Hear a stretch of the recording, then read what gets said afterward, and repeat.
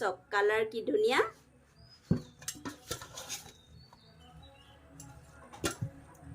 ইমান ধুনীয়া আচাৰ মোৰ এতিয়া জটপটকে বনোৱা আচাৰ ৰেডি হৈ গ'ল আপোনালোকে কোনে কোনে ভিডিঅ'টো চাই ভাল পালে আৰু আচাৰৰ পদ্ধতিটো কেনেকৈ বনাইছো চাই ভাল পালে লাইক কমেণ্ট শ্বেয়াৰটো দিবলৈ নাপাহৰিব পাৰিলে ভিডিঅ'টো শ্বেয়াৰ কৰি দিব অইন দুজনৰ সহজ হ'ব বনাবলৈ অসমবাসী ৰাইজ কি খবৰ ভালনে সকলোৱে ভালেই চাগে বৰ্তমান আমাৰো সকলোৰে ভাল বুলি ক'ব পাৰি চিপচিপিয়া বৰষুণ দি আছে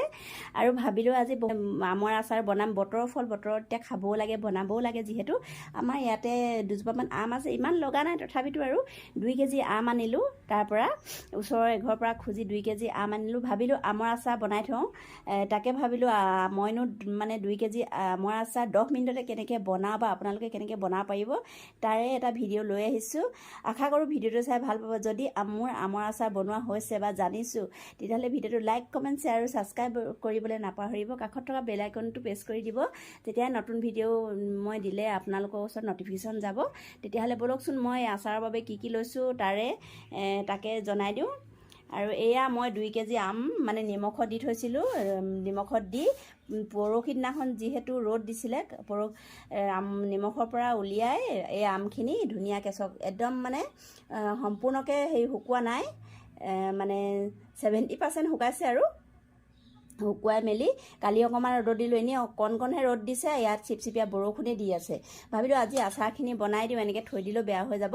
সেইকাৰণে এই আমখিনি ইয়াতে উলিয়াই লৈছোঁ আৰু লগতে ইয়াত ভোট জলকীয়া দি দিম বুলি ভাবিছোঁ জ্বলাৰ কাৰণে শুকান জলকীয়াও অলপ মিক্সিত পিচি দি দিম মানে গৰম কৰি থোৱা আছে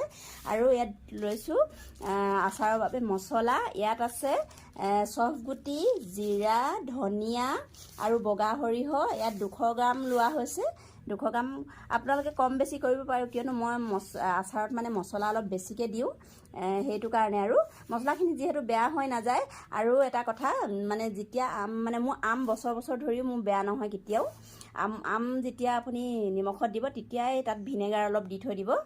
তেতিয়া আমখিনি ধুনীয়া আচাৰখিনি ধুনীয়া হৈ যায় বহুত বছৰ খাব পাৰি এতিয়া মোৰ ওচৰত আছে আচাৰ অলপ আছে কিন্তু 2 বছৰ হৈ গ'ল আচাৰখিনি ভেঁকুৰা নাই নেভেঁকুৰিবলৈ মানে এয়া নেভেঁকুৰিবলৈ আপোনালোকে সেই ভিনেগাৰত তিয়াই দিব খাবলৈ ভাল হয় মানে সেইটো কাৰণে এতিয়া বলকচোন মই এইখিনি মছলাখিনি ৰেডি কৰি লওঁগৈ অলপ গৰম কৰি লওঁ যিহেতু মিক্সিত পিচিব লাগিব আৰু চব যা যোগাৰ কৰি ল'লোঁ বলক মই 2 কেজি আম তৎক্ষণাতে কেনেকৈনো আচাৰ বনাওঁ তাকে বলকচোন চাওঁগৈ গাইজ এই মছলাখিনি এতিয়া মই অলপ গৰম কৰি লওঁ সম্পূৰ্ণকৈ গৰম কৰিব নালাগে এনেই অলপ গৰম কৰি লওঁ এতিয়া মিক্সিত পিচিবলৈ সহজ হ'ব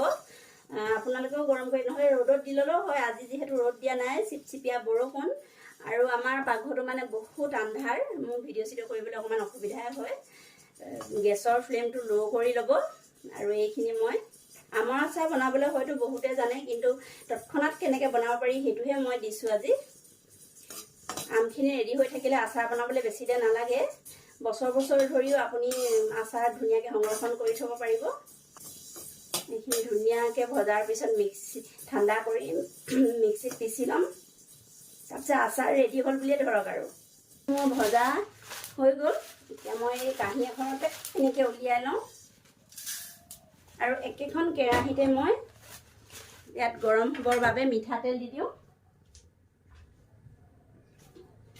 যেতিয়ালৈকে মই মিক্সিত এইখিনি মছলাখিনি পিচি লওঁ তেতিয়ালৈকে হয়তো তেল গৰম হ'বগৈ সেইকাৰণে ইয়াতে ½ লিটাৰ তেল গৰম হ'বৰ বাবে দিছোঁ একদম গেছটো ল' ফ্লেমত আছে এইখিনি গৰম হৈ থাকিব তেতিয়ালৈকে মই মছলাখিনি পিচি আনোগৈ আমৰ আচাৰ খাই কোনে কোনে ভাল পায় কমেণ্টত জনাবলৈ নাপাহৰিব মানে যিহেতু ঘৰতে আছোঁ দোকান যাবলৈ হোৱা নাই সেইকাৰণে ভাবিলোঁ আচাৰকণ বনাই লওঁ বহুত দিনৰ ভাবি থাকোঁতে আমবিলাক চোন শেষে তেতিয়াহ'লে মই মছলাখিনি পিচি লওঁ আপোনালোকে চাই থাকিব আৰু গাইজ মোৰ এয়া মছলা পিছা হৈ গ'ল এইখিনি মিক্সিত পিচি আনিলোঁ আৰু ইয়াতে আছে মানে শুকান জলকীয়া অলপমান এইখিনিও পিচি আনিছোঁ মই এইখিনি পলিথিনত থৈছোঁ বৰ জ্বলা হাতে লাগিব বুলি এইখিনিও পিচি আনিলোঁ মিক্সিত অলপ দি দিম আৰু ইয়াতে ভোট জলকীয়া লৈছোঁ গোন্ধৰ বাবে ভোট জলকীয়া দিলে একদম ধুনীয়া এটা গোন্ধ আহে আচাৰখিনি বৰ ভাল লাগে খাই মানে ইয়াত ভোট জলকীয়া তেলতে দি দিম নহ'লে ইয়াত পানীটো ওলালে আচাৰখিনি বেয়া হৈ যাব আৰু এইখিনি আমখিনি ৰেডি হৈ আছে সকলোখিনি ৰেডি হৈ আছে এতিয়া তেলখিনি এইখিনি দি লওঁগৈ তাৰ প্ৰচেছটো দেখাই আছোঁ আৰু মোৰ তেলখিনিও গৰম হৈ গ'ল আৰু এইখিনি আম ইয়াতে 2 কেজি আম আছে কৈ আছোঁ মই 2 কেজি আম আছে আৰু ইয়াতে মছলাখিনি মানে হেৰি কৰা হৈ গ'ল এতিয়া অলপ অলপকৈ মই মছলা দি যাম ইয়াত মানে ঘপকৈ কেনেকৈ বনাব পাৰি 10 মিনিটতে 2 কেজি আমৰ আচাৰ কেনেকৈ বছৰ বছৰ সংৰক্ষণ কৰি থ'ব পাৰি তাৰে মই আজি ভিডিঅ' এটা দিলোঁ এইখিনি এনেকৈ মিক্স কৰি ল'ম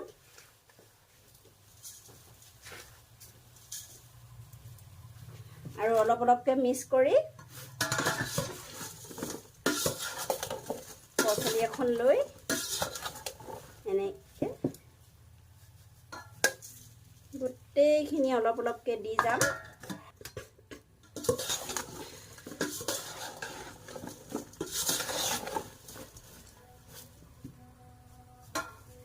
একদম মিহি কৰা নাই অলপ মানে গোটা গোটাকৈ অলপ থৈ দিছোঁ এতিয়া বেছি মিহি কৰিলেও ভাল নালাগে ন গোটাকৈ অলপ থাকিলে ভাল লাগে আৰু এয়া এইখিনি দিয়া হৈ গ'ল ইয়াতে মই এতিয়া দিম যিখিনি মই জলকীয়া মানে পিচি থৈছিলোঁ শুকুৱাই মেলি শুকুৱা জলকীয়া হয় শুকান জলকীয়া আৰু এইখিনি মই জ্বলাৰ বাবে দিম আচাৰ যিহেতু জ্বলা হ'লে খাই ভাল লাগে আপোনালোকে নিজৰ পৰিমাণে দিব জ্বলা কোনে মানে ঘৰখনত কোনে কিমান খাব পাৰে আমাৰ ঘৰত চবেই জ্বলা খাব পাৰে সেইটো কাৰণে মই দি দিছোঁ জলকীয়া অলপ গোন্ধ কেনেকুৱা ধুনীয়া আহিছে আৰু আচাৰ এইখিনিহে আচাৰ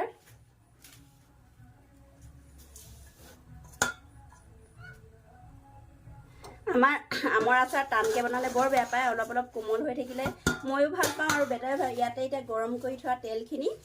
অলপ অলপকৈ দি দিম এইখিনি দেখিলে নহয় ইয়াতে এইখিনি ভোট জলকীয়া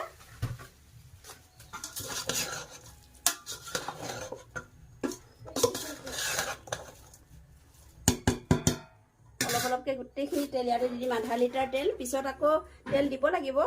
আপোনালোকে কম পৰিমাণে দি বনালেও পাৰিব আচাৰখিনি পিছত সৰহকৈ দি দিব তেল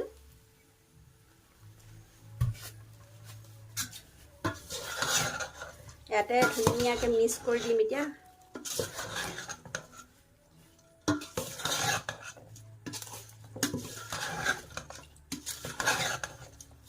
এইখিনি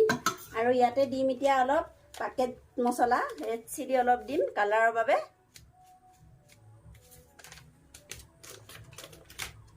ধনিয়া অলপ জিৰা অলপ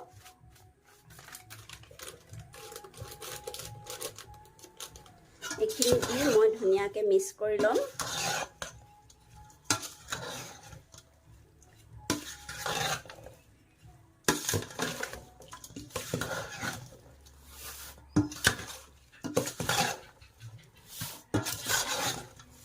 এয়া মোৰ ঝটপট বনোৱা মানে 2 কেজি আম মই 10 মিনিটতে কেনেকৈ বনালোঁ ঝটপট বনোৱা আচাৰ মোৰ ৰেডি হৈ গ'ল যদি মন যায় খাবও পাৰে কোনো আপত্তি নাই পাৰিব খাবলৈ কিন্তু 2 দিনমান এনেকৈ থ'ম মই বৈয়ামত নভৰাওঁ 2 দিনমান এনেকৈ থৈ তাৰপিছতহে বৈয়ামত ভৰাম ইয়াতে মই এতিয়া ভিনেগাৰ দিয়া নাই কি কেলে মই যেতিয়া আমখিনি নিমখত দিছিলোঁ তেতিয়া ইয়াত ভিনেগাৰ দিয়া আছে চক কালাৰ কি ধুনীয়া